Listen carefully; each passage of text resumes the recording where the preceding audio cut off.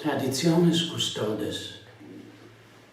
This is the incipit of the document with which Francis imperiously counsels the previous motu proprio summorum pontificum of Benedict XVI.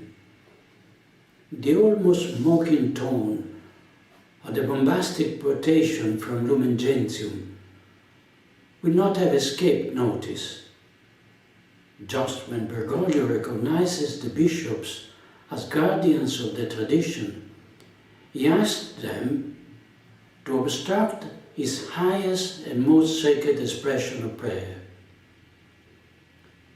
Anyone who tries to find within the folds of the text some escamotage to circumvent the text should know that the draft sent to the Congregation for the Doctrine of the Faith for revision was extremely more drastic than the final text. A confirmation, if ever it were needed, that no particular pressure was needed from the historical enemies of the Tridentine liturgy, beginning with the scholars of Sant Anselmo, to convince His Holiness to try his hand at what he does best, demolishing. Ubi solitudinem faciunt, pacem appellant.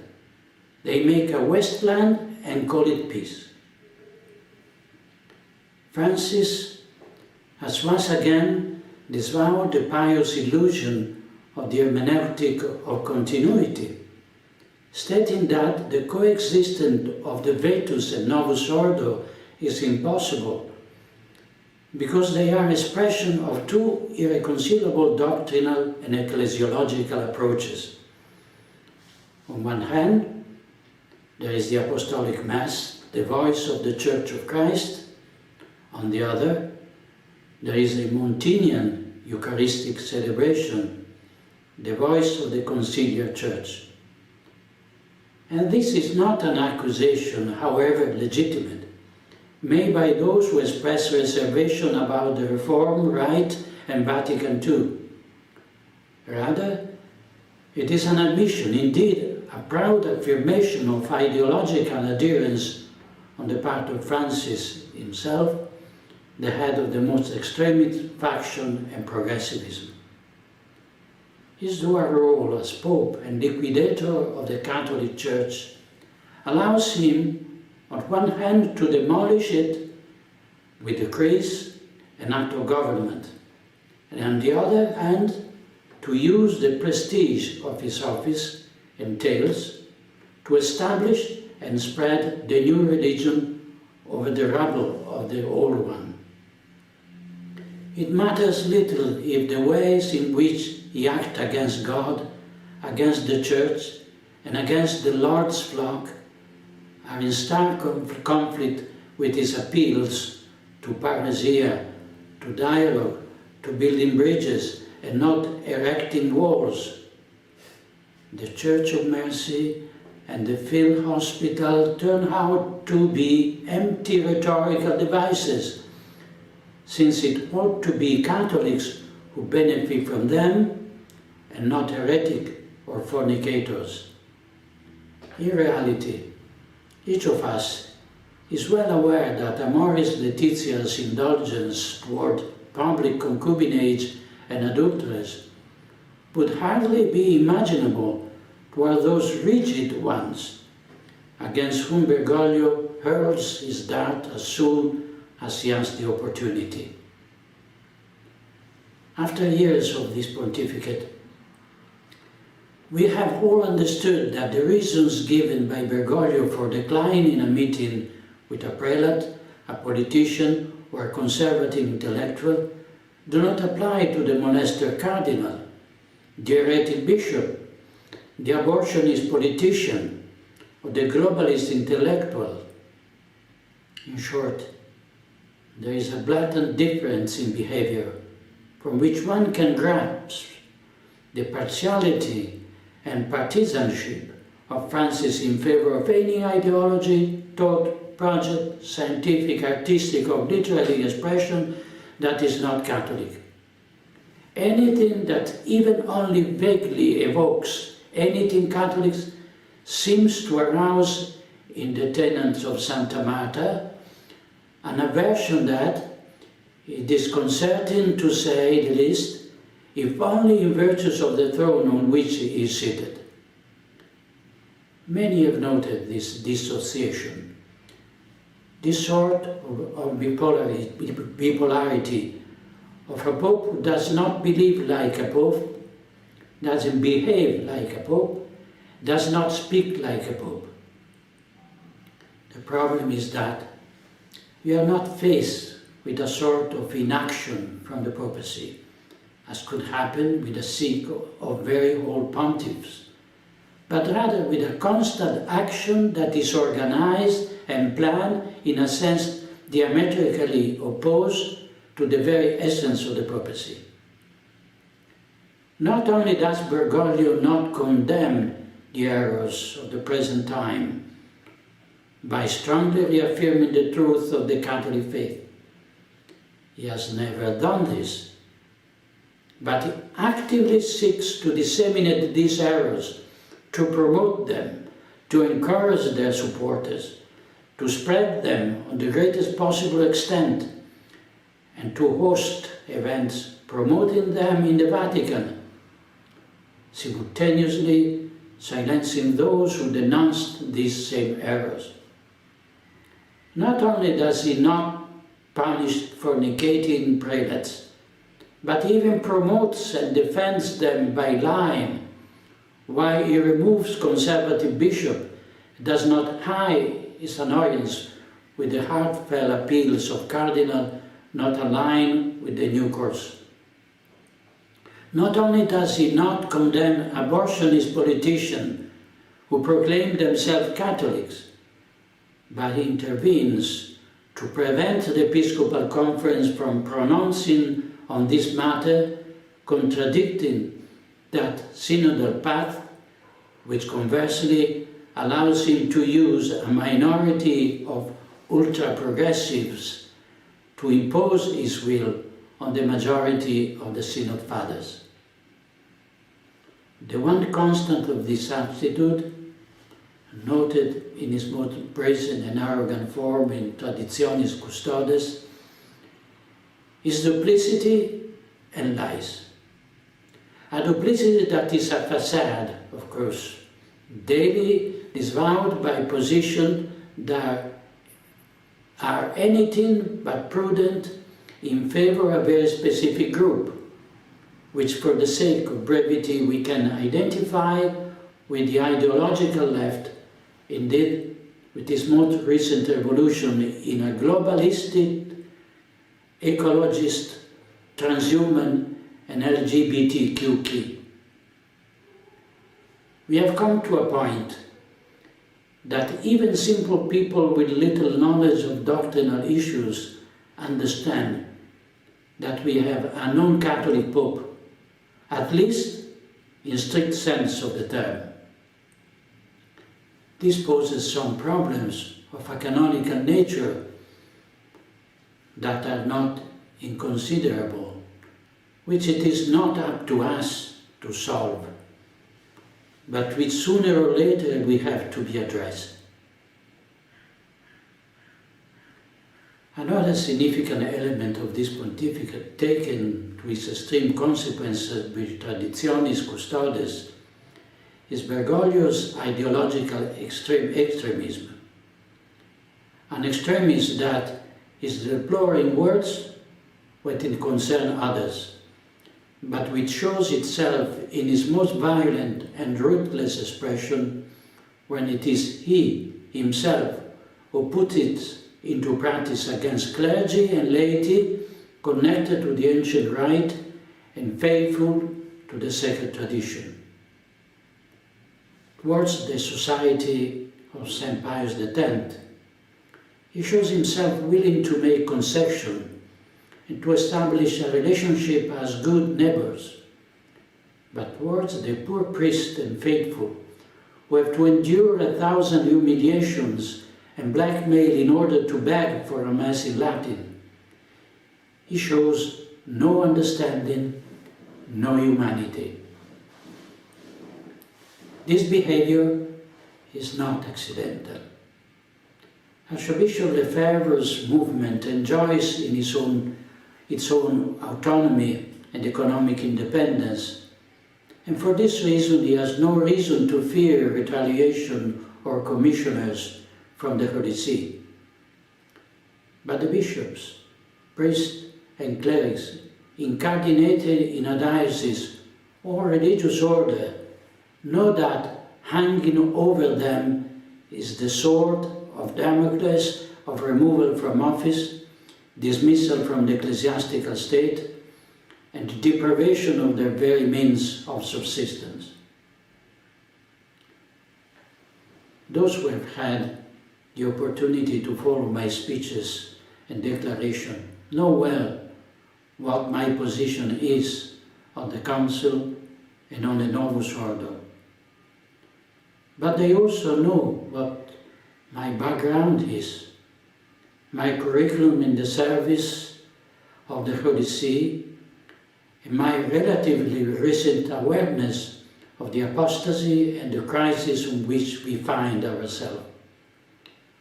For this reason, I would like to reiterate my understanding for the spiritual path of those who, precisely because of this situation, cannot or are not yet able to make a radical choice, such as celebrating or attending exclusively the Mass of St. Pius V.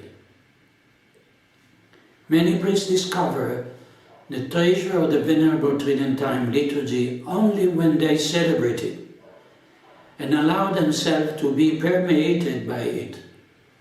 And it is not uncommon for an initial curiosity towards the extraordinary form, certainly fascinating due to the solemnity of the rite, to change quickly into the awareness of the depth of the words, the clarity of the doctrine, the incomparable spirituality that it gives birth to and nourishes in our souls. There is a perfect harmony that words cannot express, and that the faithful can understand only in part, but which touches the heart of the priesthood as only God can. This can be confirmed by my confreres, who have approached the usus antiquus after decades of obedient celebration of the Novus Ordo.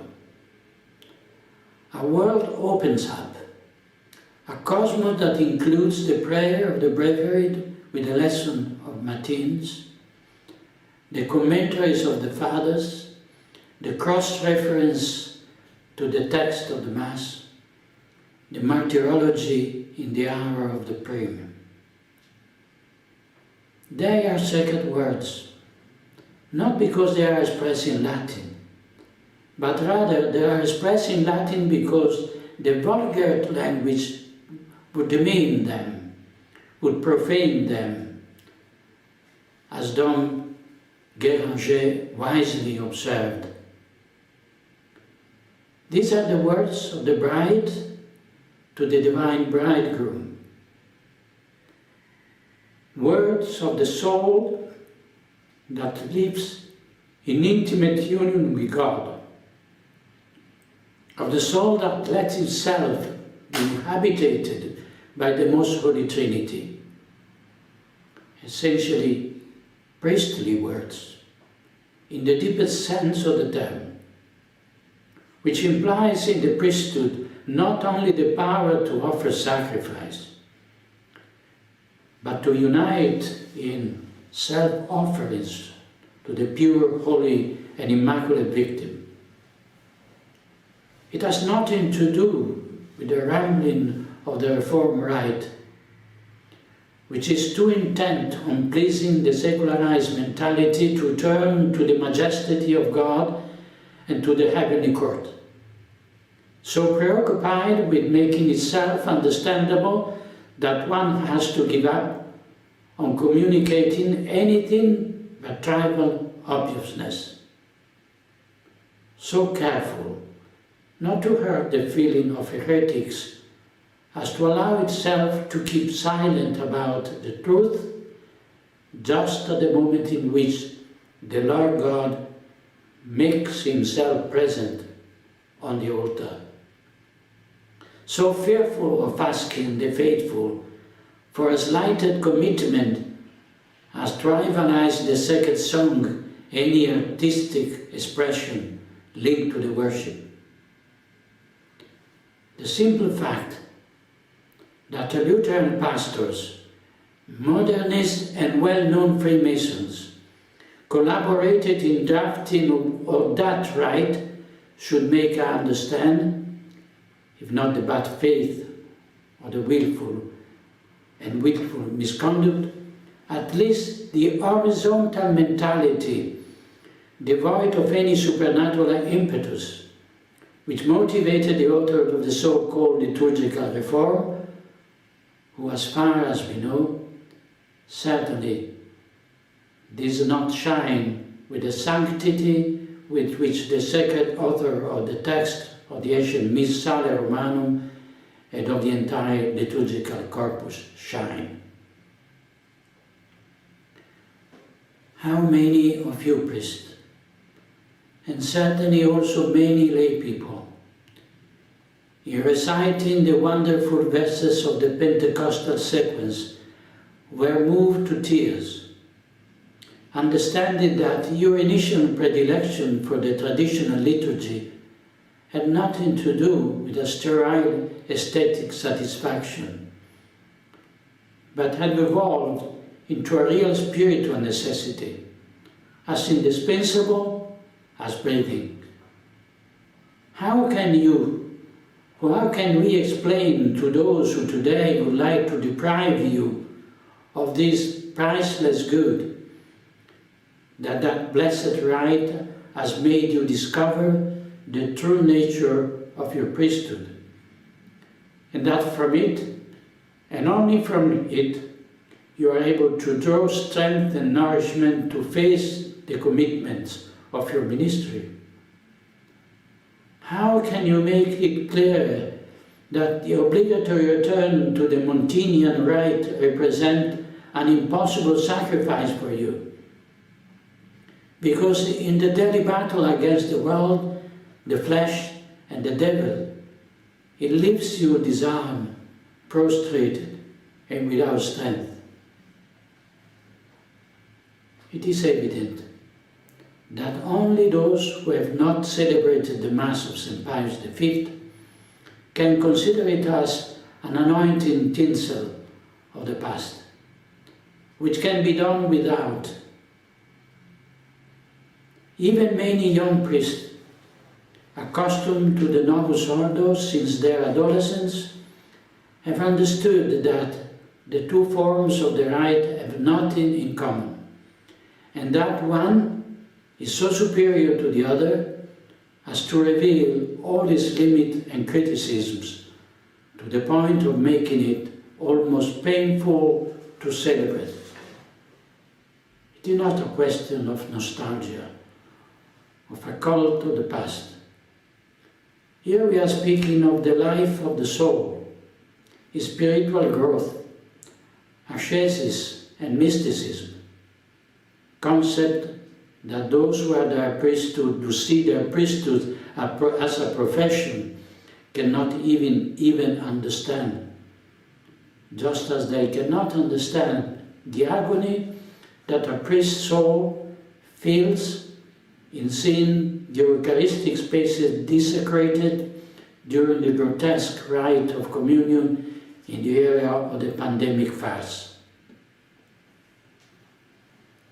This is why I find it extremely unpleasant to have to read in the Traditionis Custodes that the reason why Francis believes that the motu proprio Summorum Pontificum was promulgated 14 years ago lay only in the desire to heal the so-called schism of Archbishop Lefebvre. Of course, the political calculation may have had its weight, especially at the time of John Paul II, even if at that time the faithful of the Society of St. Pius X were few in number. But the request to be able to restore citizenship to the Mass, which for 2 millennia nourished the holiness of the faithful and gave the sap of life to Christian civilization, cannot be reduced to a contingent fact.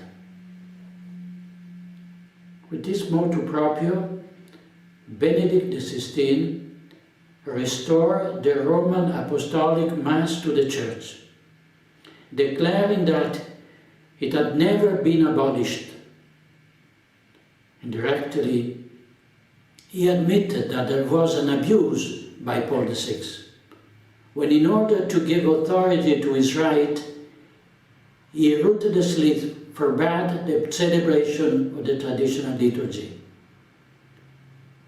And even in that document, there may be some incongruent element, such as the coexistence of the two forms of the same rite. We can believe that this has served to allow for the diffusion of the extraordinary form without affecting the ordinary one. In other times, it would have seemed incomprehensible to let a Mass steeped with the misunderstandings and omission to be celebrated when the authority of the Pontiff could have simply restored the ancient rite. But today, with the heavy burden of Vatican II and with the now widespread secularized mentality, even the mere necessity of celebrating the Tridentine Mass without permission can be considered an undeniable good. A good that is visible to all due to the abundant fruits it brings to the community where it is celebrated. As we can also believe that it would have brought even more fruits if only Summorum Pontificum had been applied in all its point and with a spirit of true ecclesial communion. Francis knows well that the survey taken among bishops all over the world did not yield negative result. Although the formulation of the question made clear what answer he wanted to receive. That consultation was a pretext in order to make people believe that the decision he made was inevitable and the fruit of choral request from the episcopate. We all know that if Bergoglio wants to obtain a result, he does not hesitate to resort to force, lies as light of hand. The event of the last synods have demonstrated this beyond all reasonable doubt, with the post-synodal exhortation draft even before the vote of the Instrumentum Laboris.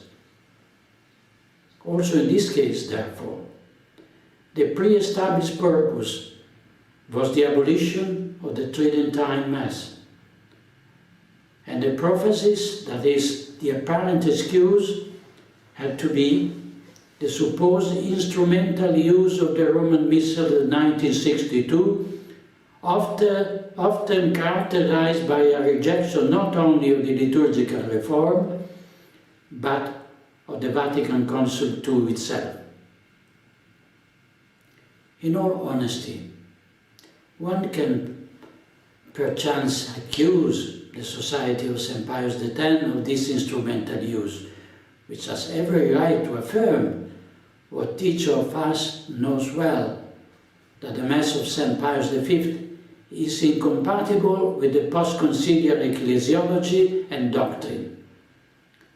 But the Society is not affected by the motu proprio, and has always celebrated using the 1962 Missal, precisely by virtue of that inalienable right which Benedict XVI recognized which was not created ex nihilo in 2007.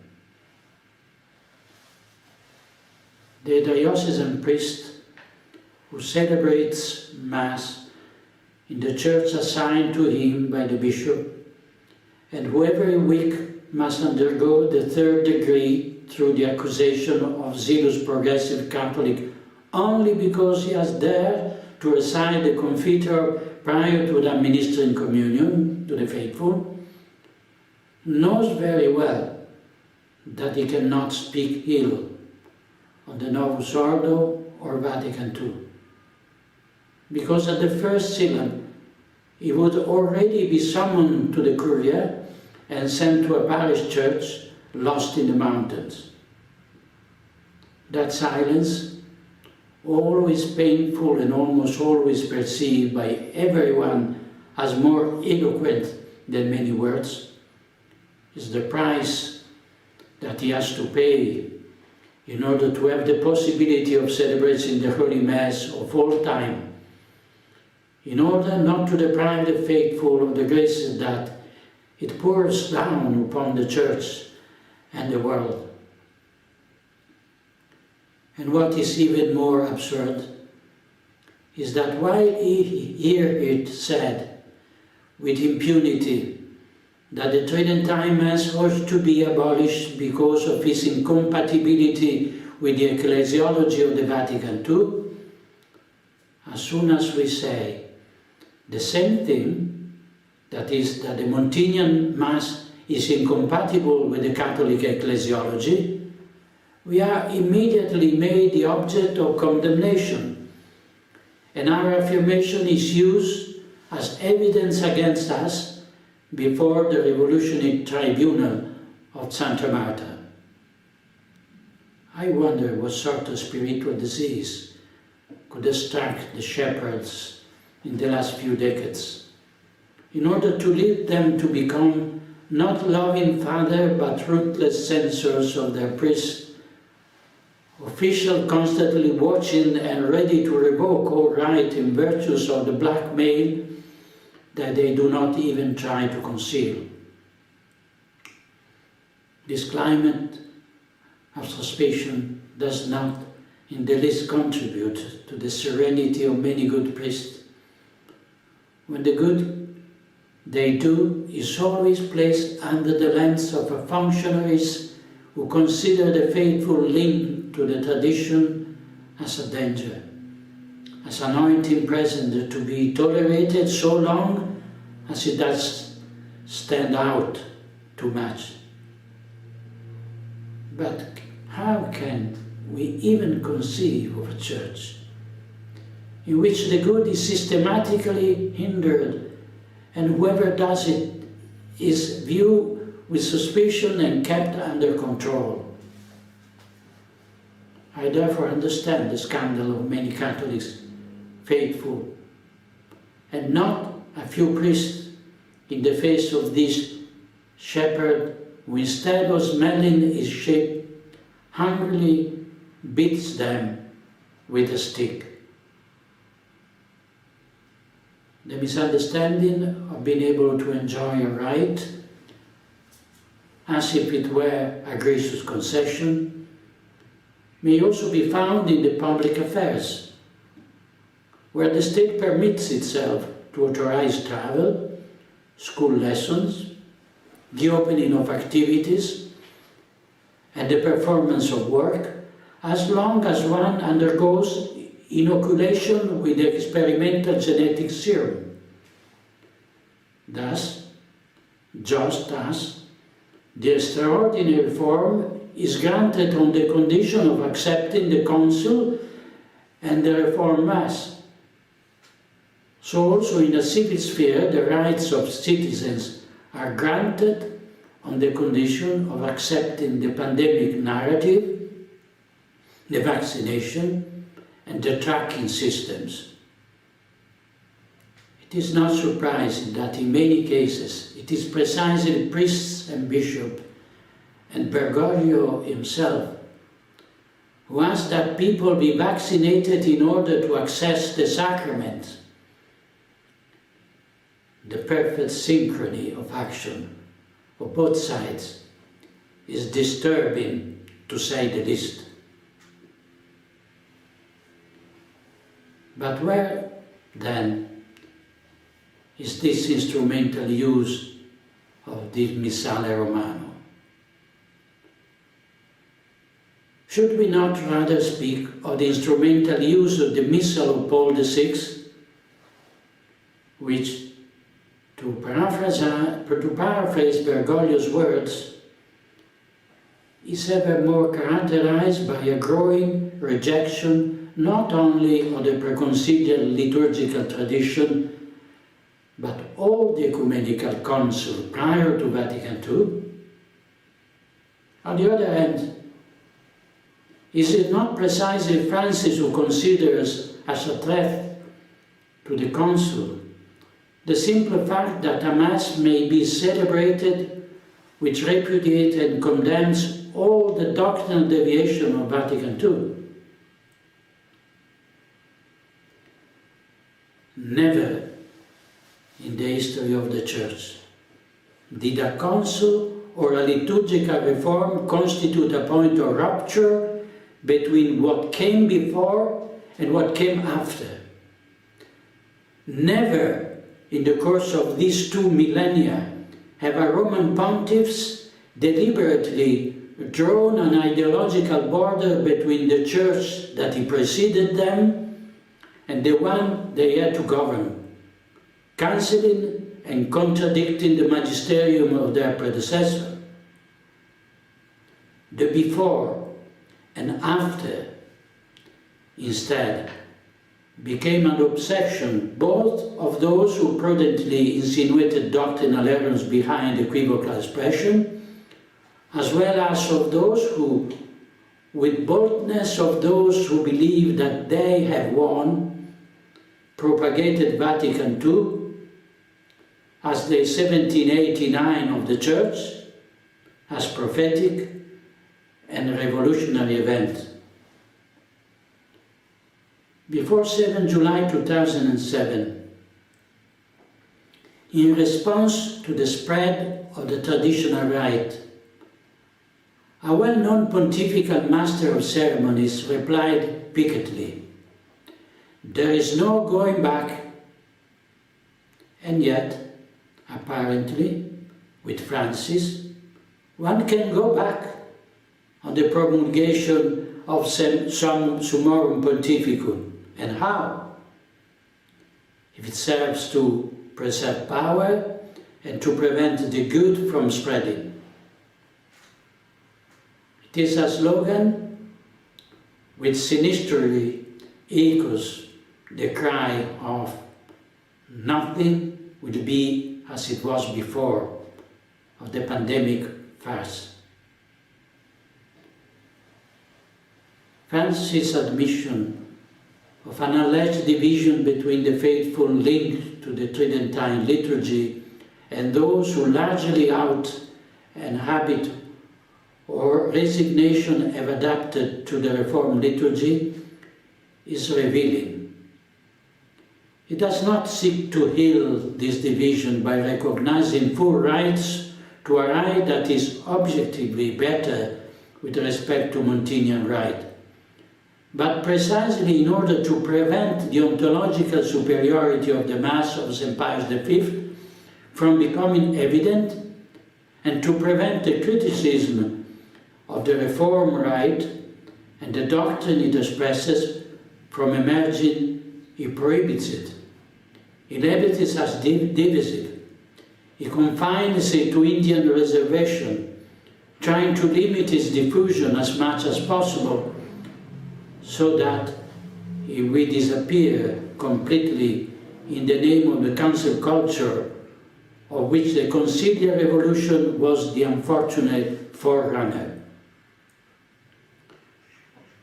Not being able to tolerate that the Novus Ordo and the Vatican II emerged inexorably defeated by their confrontation with the Vetus Ordo and the perennial Catholic magisterium, the only solution that can be adopted is to cancel every trace of tradition relegating it to the nostalgic refuge of some irreducible octogenarian or a clique of eccentrics, or presenting it as a pretext as the ideological manifesto of a minority of fundamentalists. Or one, on the other hand, constructing a media version consistent with the system to be repeated ad nauseam in order to indoctrinate the masses is the recurring element not only in the ecclesiastical sphere, but also in the political and civil sphere, so that it appears with disconcerting evidence that the deep church and the deep state are nothing other than two parallel tracks which run in the same direction and have as their final destination the new world order with its religion and its prophet. The division is there, obviously, but it does not come from good Catholics and clergy who remain faithful to the doctrine of all time, but rather from those who have replaced orthodoxy with heresy and the holy sacrifice with a fraternal agape. That division is not new today, but dates back to the 60s, when the spirit of the Council openness to the world and interreligious dialogue turned 2,000 years of Catholicity into a straw and revolutioned the entire ecclesial body, persecuting and ostracizing the refractory. Yet, that division, accomplished by bringing doctrine and liturgical confusion into the heart of the Church, did not seem so deplorable then. Why today, in full apostasy, they are paradoxically considered divisive, was not for explicit condemnation of Vatican II and Novus Ordo, but simply the tolerance of the Mass in the extraordinary form, in the name of the much vaunted polyedric pluralism. Significantly, even in the civilized world, the protection of minority is valid only when they serve to demolish traditional society, while such protection is ignored when it would guarantee the legitimate rights of honest citizens. And it has become clear that under the pretext of the protection of minorities, the only intention was to weaken the majority of the good, while now that the majority is made up by those who are corrupt, the minority of the good can be crushed without mercy.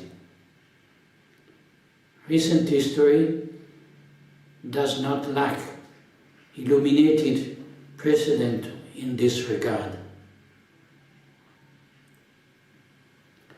In my opinion, it is not so much this or that point of the motu proprio that is disconcerting, but rather its overall tyrannical nature, accompanied by a substantial falsity of arguments put forward to justify the decision imposed. Scandal is also given by the abuse of power, by an authority that has its own raison d'etre, not in impeding or limiting the graces that are bestowed on its adherent through the Church, but rather in promoting those graces. Not in taking away glory from divine majesty with a right that winks to the Protestants, but rather in rendering that glory perfectly. Not in sowing doctrinal or moral error, but rather in condemning and eradicating them. Here too, the parallel with what takes place in the civil world is all too evident. Our rulers abuse their power just as our prelates do, imposing norms and limitations in violation of the most basic principle of law.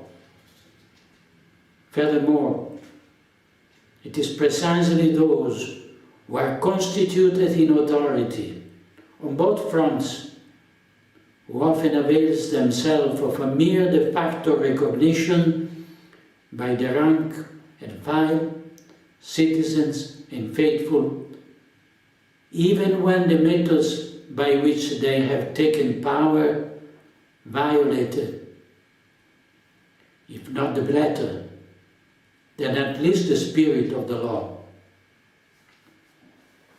The case of Italy, in which a non-elected government legislated on the obligation to be vaccinated and on the Green Pass, violating the Italian constitution and the natural rights of the Italian people, does not seem very dissimilar to the situation in which the Church finds herself with a resigned pontiffs replaced by Jorge Mario Bergoglio, chosen or at least appreciated and supported by the St. Gallen Mafia and the ultra-progressive episcopate. It remains obvious that there is a profound crisis of authority, both civil and religious, in which those who exercise power do so contrary to those whom they are supposed to protect, and above all contrary to the purpose for which that authority has been established. I think that it has been understood that both civil society and the Church suffers from the same cancer that struck the former with the French Revolution and the latter with the Second Vatican Council. In both cases, Masonic thought is at the foundation of the systematic demolition of the institution and its replacement with a simulacrum that maintains its external appearances, hierarchical structure, and coercive force, but with purposes diametrically opposed to those he ought to have. At this point, citizens on the one hand and the faithful on the other find themselves in condition of having to disobey earthly authority in order to obey divine authority, which governs nations and the Church.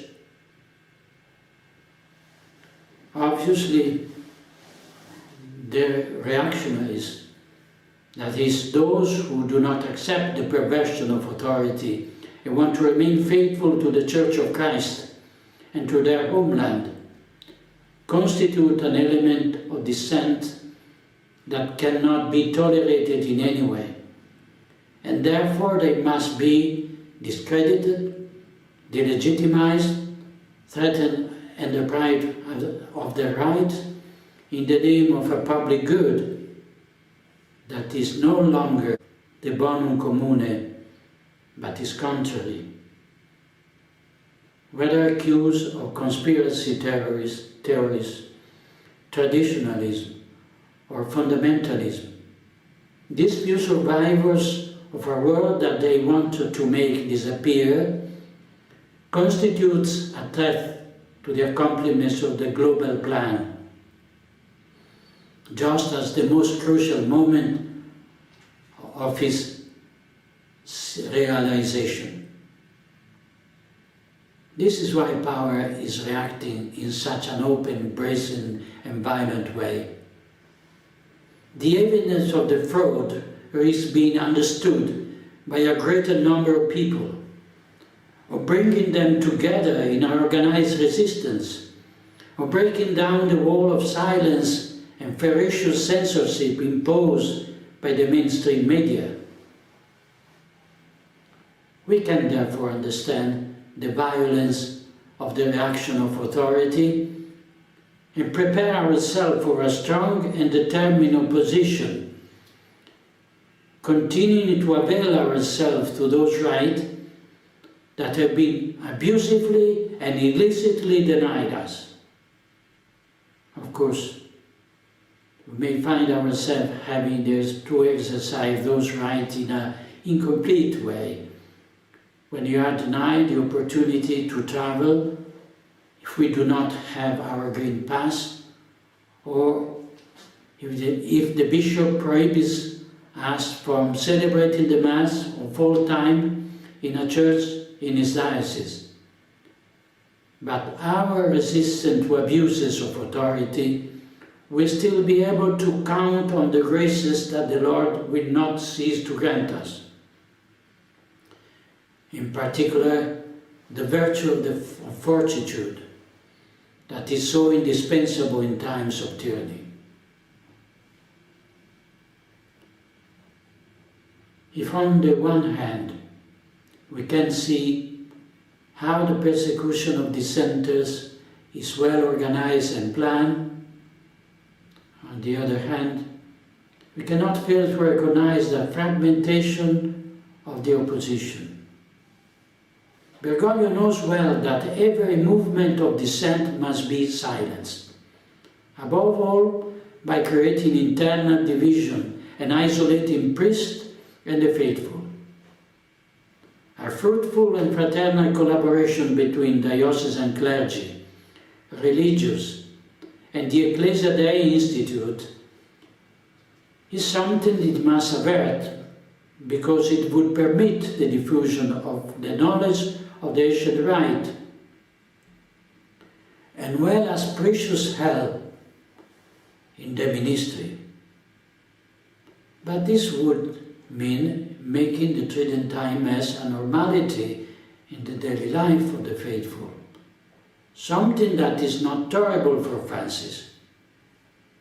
For this reason, diocesan clergy are left at the mercy of their ordinaries, while the Ecclesia Dei Institute are placed under the authority of the Congregation for Religions, as a sad prelude to a destiny that has already been sealed.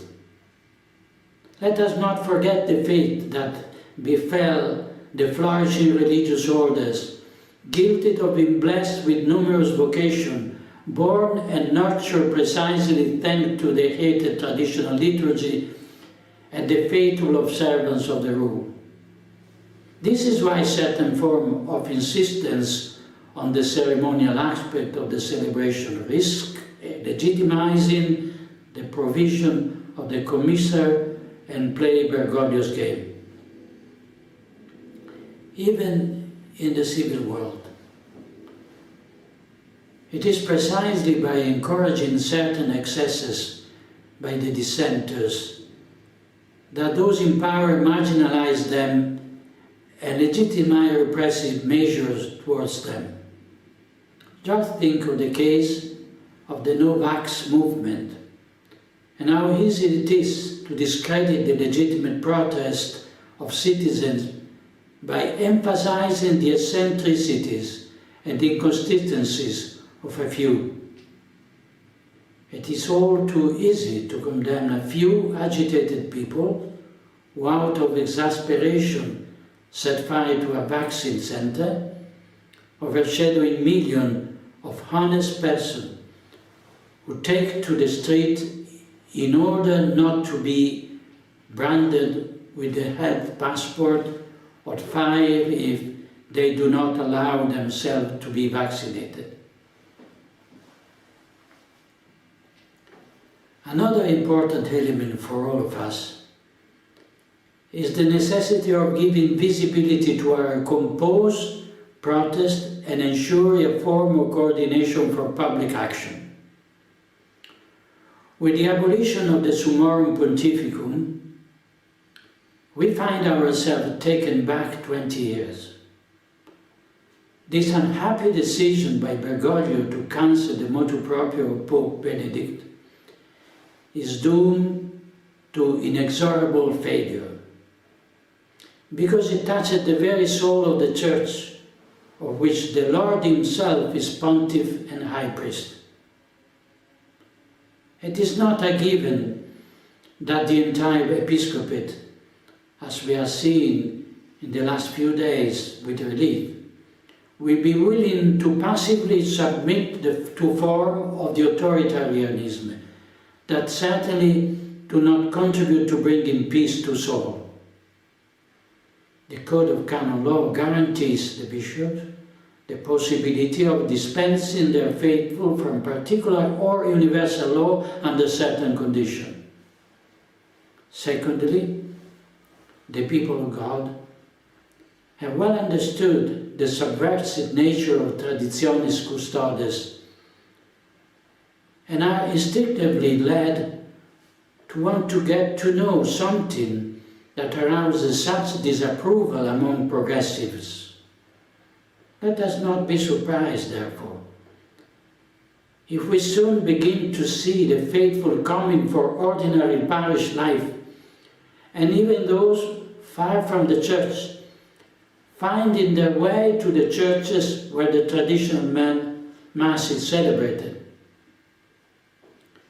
It will be our duty, whether as minister of God or as simple faithful, to show firmness and serene resistance to such abuse, walking along the way of our own little Calvary with a supernatural spirit, with a new high priest, while the new high priest and scribes of the people mock us and label us as fanatics. It will be our humility, the silent offering of injustice toward us, and the example of life consistent with the creed that we profess, that will merit the triumph of the Catholic Mass and the conversion of many souls. And let us remember that, since we have received much, much will be demanded of us.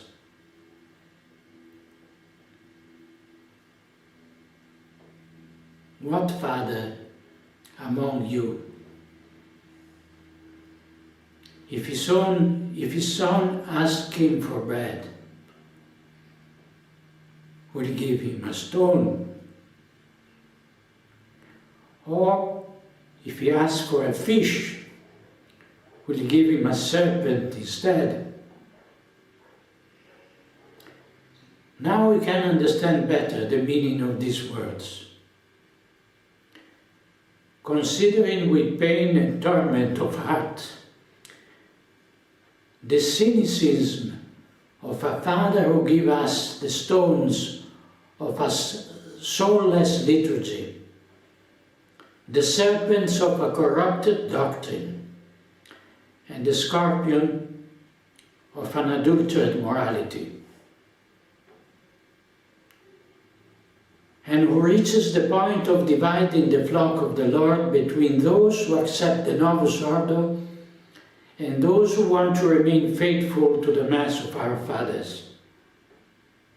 Exactly as civil rulers are pitting the vaccinated and unvaccinated against one another. When our Lord entered Jerusalem, seated on a donkey's colt, while the crowds was spreading cloaks as he passed, the Pharisees asked him, "Master, rebuke your disciples." The Lord answered them, "I say to you, that if his teeth are silent, the stone will cry out." For 60 years the stone of our churches have been crying out. from which the only sacrifice has been twice proscribed.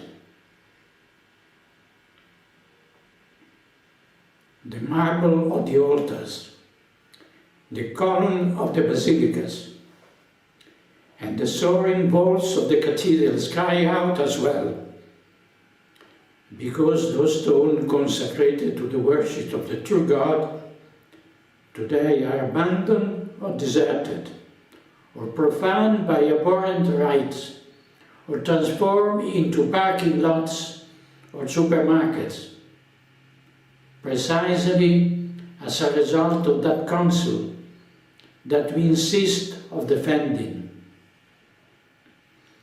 Let us also cry out, we who are living stones of the temple of God. Let us cry out with faith to the Lord, so that he may give a voice to his disciples who today are mute, and so that the intolerable theft for which the administration of the Lord's vineyard are responsible may be repaired. But in order for that theft to be repaired, it is not necessary that we show ourselves to be worthy of the treasures that have been stolen from us. Let us try to do this by our holiness of life, by giving example of the virtues, by prayer and frequent reception of the sacrament. And let us not forget that there are hundreds of good priests who still know the meaning of the second unction by which they have been ordained ministers of Christ and dispenser of the mystery of God. Lord deigns to descend on our altars, even when they are erected in cellars or attics. Contraries quibuslim minime obstantibus. Anything to the contrary notwithstanding.